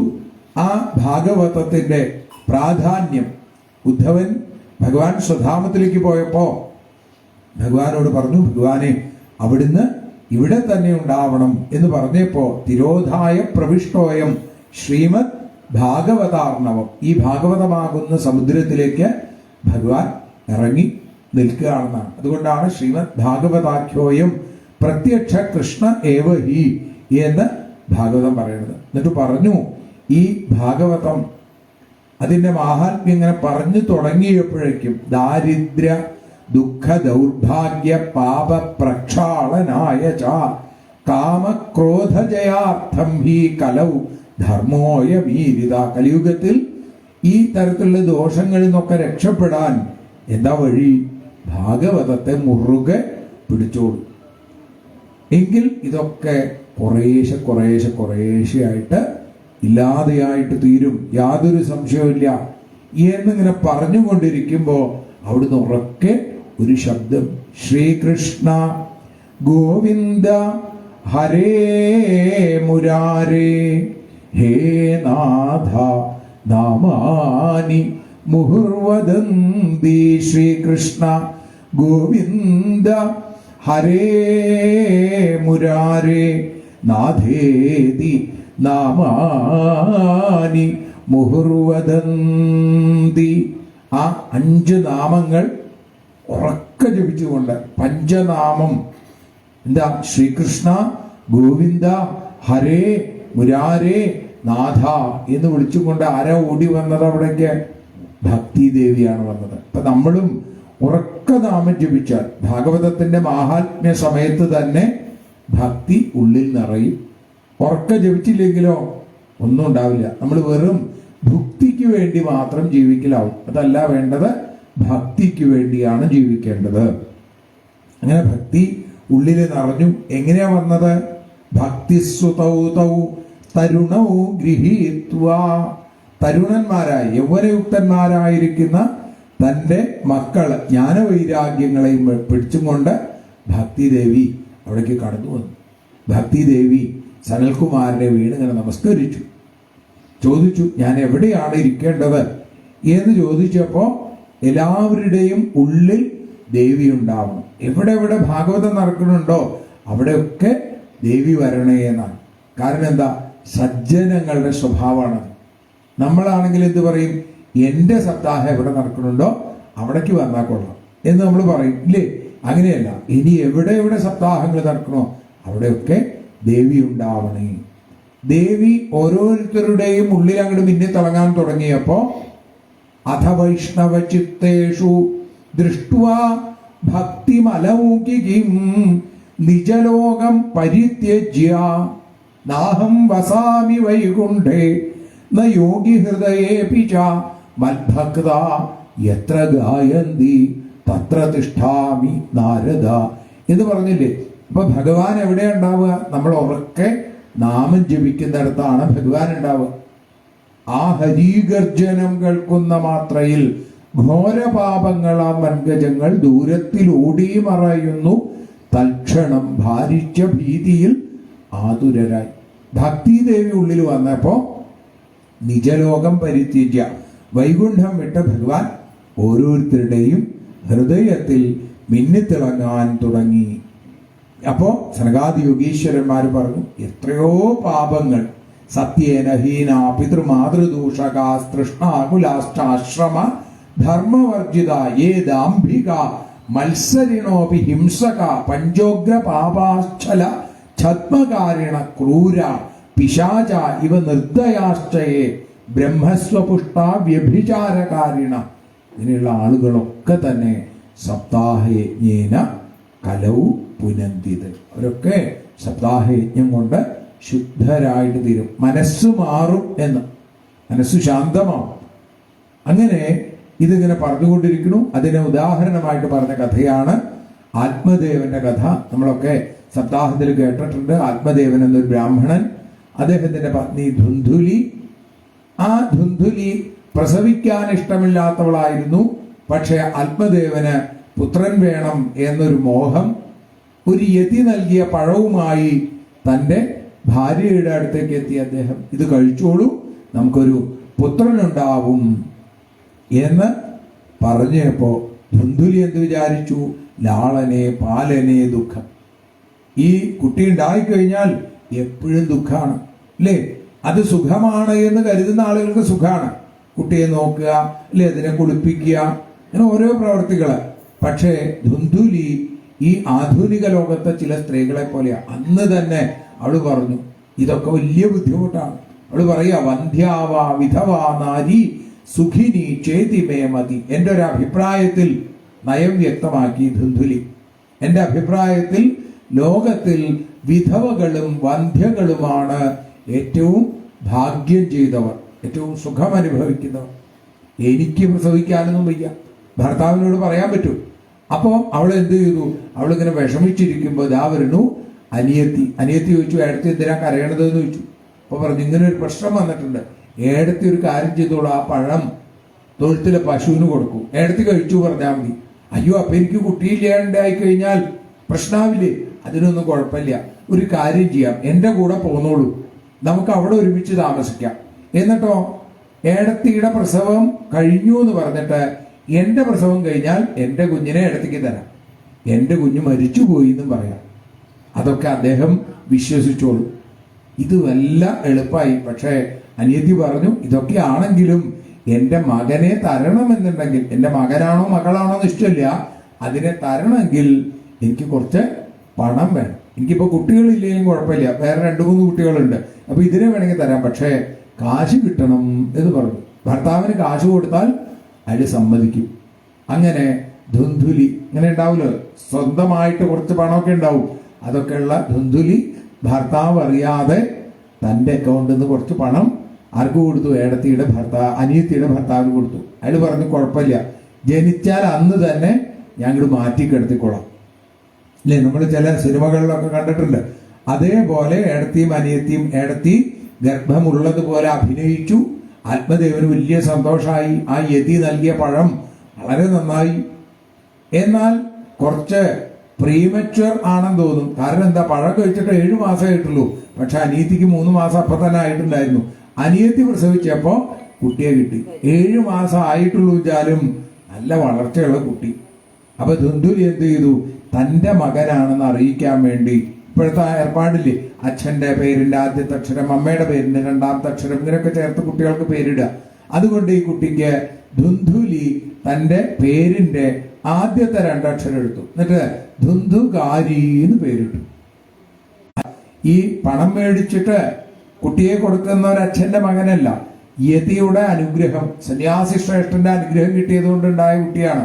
അതുകൊണ്ട് അതിസുന്ദരനാണ്